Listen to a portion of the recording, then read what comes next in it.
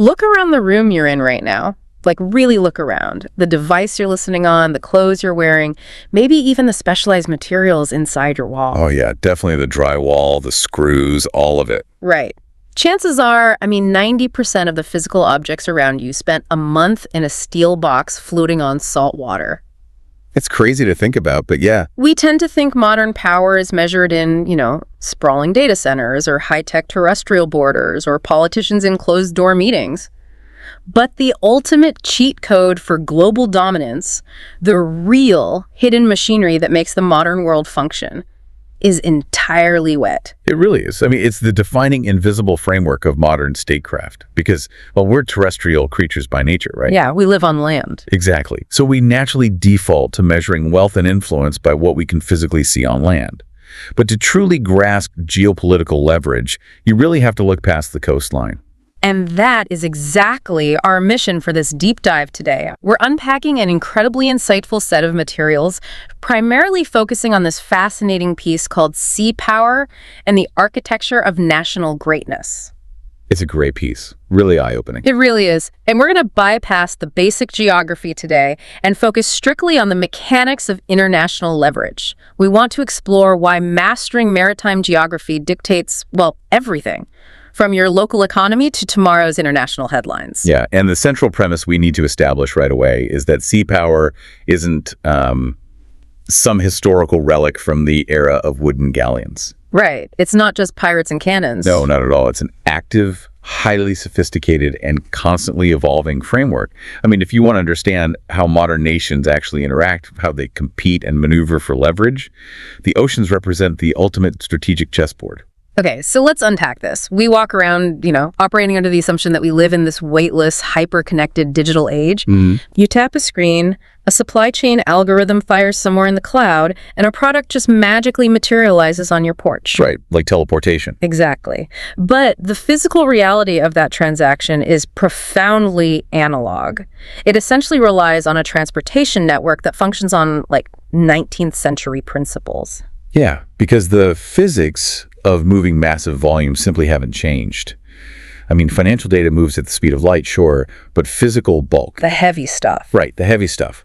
Iron ore, crude oil, lithium for batteries, grain, all of that requires maritime transport. Because air freight is incredibly fast, obviously, but it's economically unviable for sheer tonnage. It would bankrupt you to fly all that? Exactly. Yeah. Water creates buoyancy, which drastically reduces the friction and the energy required to move thousands of tons of cargo. That single physical fact makes maritime shipping the only practical method to sustain the colossal appetite of the global economy. Mm-hmm. Over 80% of global trade by volume is carried by sea. Wow, 80%. But let me push back a little on how we define power in that context. Sure. Because if we're just talking about moving thousands of shipping containers full of sneakers and semiconductor components, is sea power actually about military strength? Or is a modern navy basically just like an armed highway patrol for cargo ships? It sounds a bit like glorified traffic control. That's a common misconception, actually. Viewing navies as traffic cops fundamentally underestimates the stakes of the entire system. Okay, how so? Well, we aren't talking about preventing a fender bender that delays your morning commute. We're talking about the structural integrity of global markets. Mm-hmm. If a critical maritime corridor is disrupted, you don't just get a traffic jam. You get a crisis. You experience an immediate cascading shock across multi-trillion-dollar supply chains. Oh, because modern manufacturing operates on those just-in-time delivery models. Nobody warehouses massive amounts of spare parts anymore. Precisely. A factory in Germany might halt production entirely because a specialized component from Taiwan didn't arrive on a specific Tuesday. And that halt ripples outward. It impacts consumer pricing and availability in North America within weeks. A nation's economy is basically a living organism, and those sea lanes are its life support system. That makes sense. So if a foreign power, or even a non-state actor, can threaten to sever those maritime connections, they possess an extraordinary amount of leverage over your domestic stability, and they can do that without ever having to set foot on your soil or fire a missile at your cities. That is wild. So if guaranteeing that life support system is the prerequisite for modern economic stability, we really need to look at the historical blueprints of how this dynamic built the world order we recognize today. Definitely. The source material uses the British Empire to illustrate this, and it brilliantly highlights the distinction between land power and sea power. Yeah, the British Empire is really the definitive case study in asymmetrical geographic advantage. Right. I mean, they were a relatively small island nation, severely outmatched in sheer manpower by these massive continental European armies. But London realized early on that they didn't need the largest land army if they controlled the maritime transit points that everyone else relied on. They essentially just bypassed the European continent entirely. They did. British naval doctrine wasn't just about, constructing the most ships. It was about securing highly specific geographic nodes. Like where? Think of their historical control over Gibraltar at the entrance of the Mediterranean, or later on, their immense influence over the Suez Canal. Oh, right. The choke point. Exactly. By dominating those specific, non-negotiable transit routes, British sea power protected their own sprawling global trade network. And at the same time, it gave them the capability to seamlessly blockade or restrict the trade of their rivals. So they were holding the keys to the gates. Exactly. They could project influence across multiple continents simultaneously, turning the oceans from a geographic barrier into an exclusive, high-speed transit network just for them. That concept of the ocean as a barrier versus a highway, that is a perfect transition into the United States historical model. Oh, absolutely. Because the U.S. inherited a very different geographic setup. It's flanked by two incredibly vast oceans, the Atlantic and the Pacific. Historically, that's been described as the ultimate geographic moat. The ultimate defensive barrier. Yeah, but here's where I get confused when looking at the strategic logic of the past century. If you're geographically protected by two massive oceans, why spend hundreds of billions of dollars projecting naval power thousands of miles away? It's a great question. Why not just stay behind the moat, build an impenetrable coastal defense, and just enjoy the safety of isolation? Well, if we connect this to the bigger picture, the answer lies in the intense economic vulnerability of isolationism. Okay. Hiding behind a moat keeps you safe from a physical land invasion, sure. But it completely surrenders your control over the international markets your entire economy depends on. Oh, so you're safe, but you're broke. Exactly. The United States transitioned into a superpower because its leadership realized a strong domestic economy requires secure international access. If the U.S. just stayed behind its moat, it would essentially be allowing rival nations to dictate the terms, the tariffs, and the security of global trade. So by projecting power outward into regions like the Mediterranean or the Western Pacific, they ensure the moat remains a highway for their own goods rather than a wall that locks them in. That is the core historical lesson staring us in the face right there. Great powers do not accidentally achieve strong economies. They actively engineer and secure the maritime environment that sustains those economies. So they feed each other. Yes, wealth generation and naval capability operate in this continuous, reinforcing feedback loop. You need incredible wealth to build and maintain a blue water navy, but you absolutely require that navy to protect the international maritime trade that generates your wealth in the first place. That feedback loop perfectly frames the massive shift happening right now, because for centuries, the Atlantic was the center of that economic blueprint we just discussed. But the economic center of gravity is moving, and it is moving decisively toward Asia. The sources focus heavily on the Indo-Pacific, and they define it not just as a region on a map, but as a comprehensive strategic system. Yeah, the Indo-Pacific is undeniably the new center of the geopolitical universe. It acts as the connective tissue linking the Pacific Ocean directly with the Indian Ocean. Okay. And to really understand why military strategists view it as a single, unified strategic system, you have to analyze the sheer volume and the specific types of commerce flowing through those waters. Let's quantify that flow then, because the scale is really difficult to wrap your head around without the mechanics. Well, you have the vast majority of the world's energy shipments, like crude oil and liquefied natural gas, flowing out of the Middle East, heading east to fuel Asian industries. Right. Simultaneously, you have an immense output of manufactured goods and advanced technology flowing out of East Asia, heading west to consumer markets in Europe and the Americas. The shipping container. Exactly. And intersecting all of this, you have critical raw materials, Things like cobalt and lithium, minerals absolutely essential for modern battery technology moving out of Africa. So it's everything. Energy, finished goods, raw materials. All of it. All of these distinct, globally vital trade flows converge and bottleneck in the maritime corridors of the Indo-Pacific. It literally functions as the primary circulation system for the modern world. Here's where it gets really interesting, because the major powers operating in this system are driven by profound, almost existential motivations. Absolutely. And looking at this purely objectively, following the source material strictly to maintain strict impartiality here, both sides have completely rational reasons for their actions. Yes, they do. Take China's maritime expansion, for example. When you look at their motivations based on the text, it's not simply about claiming territory for prestige. It's a strict mathematical necessity. Right, it's about survival. Their massive industrial base and overall economy are incredibly dependent on imported energy and maritime export routes. They have to secure those routes to sustain their economic growth and maintain domestic stability. If those specific maritime routes are vulnerable to blockade or disruption, their entire economic model is vulnerable. So they can't afford to leave it to chance. Not at all. Consequently, securing unrestricted maritime access through the Indo-Pacific is a central, non-negotiable objective for their national strategy. And then on the other side of that equation, you have the United States maintaining a massive permanent naval presence in those exact same waters. Right. And for the U.S., preserving its historical role as the guarantor of international sea lanes in the Indo-Pacific is viewed as vital to maintaining its own global influence, protecting American supply chains, and upholding these long-standing defense agreements with regional allies. Exactly. Both nations are acting on fundamental strategic imperatives. They recognize that whoever can guarantee, or conversely, threaten the security of those maritime corridors inherently holds massive influence over the global economy.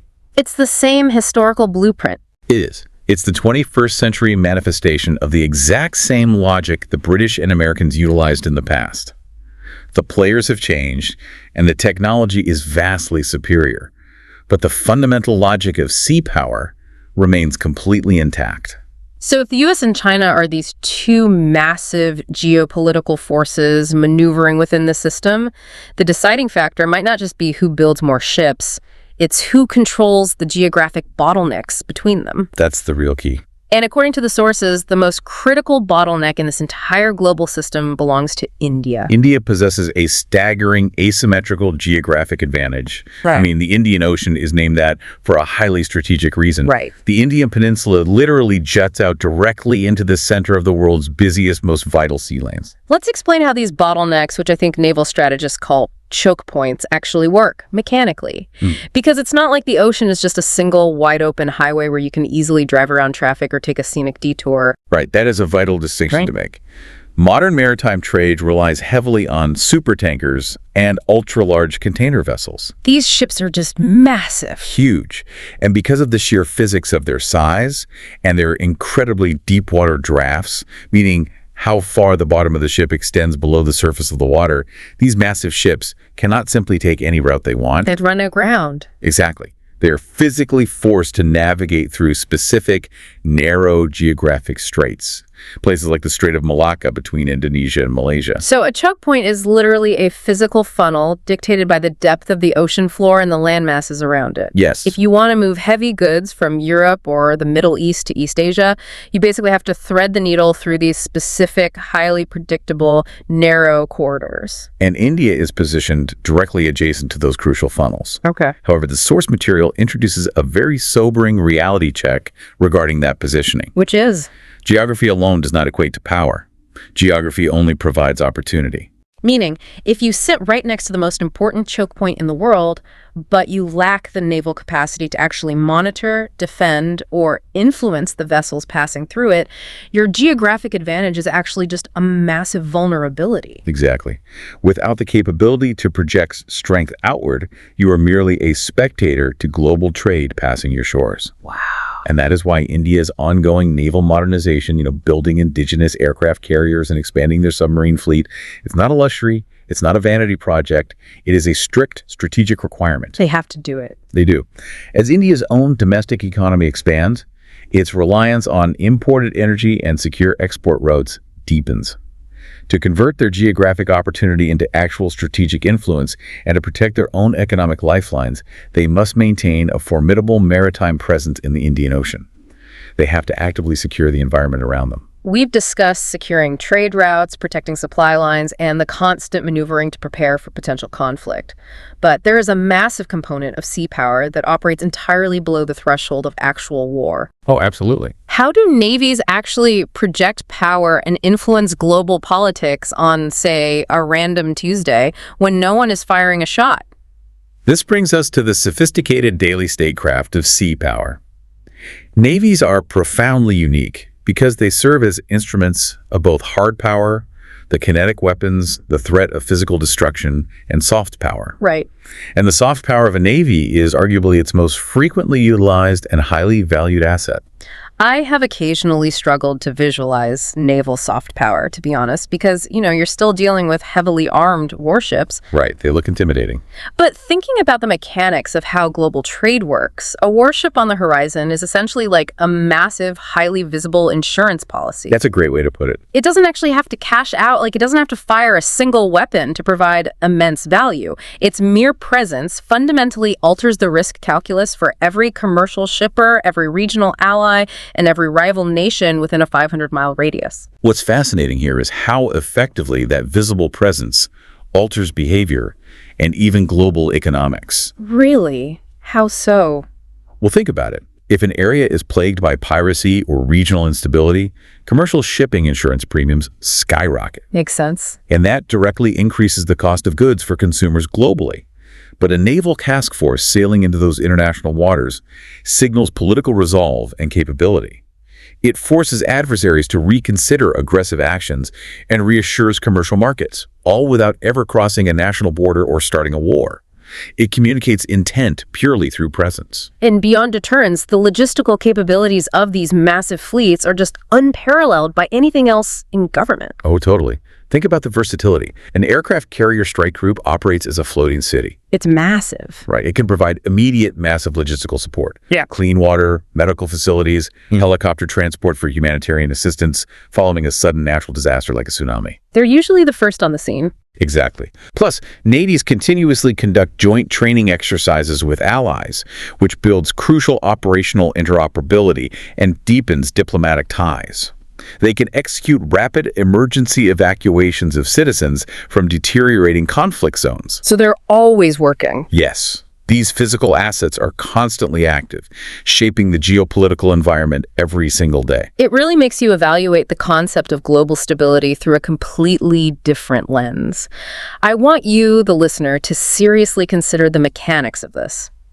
How much of the routine international stability we experience daily, the fact that critical shipping lanes generally remain open, that international borders at sea are largely respected, that fuel arrives at your local station, is a direct, ongoing result of these massive vessels quietly patrolling the horizon? Most of it, honestly. Right. They aren't engaged in combat. They're actively shaping the diplomatic and economic environment simply by existing in that specific space. It is the silent, humming machinery of global stability.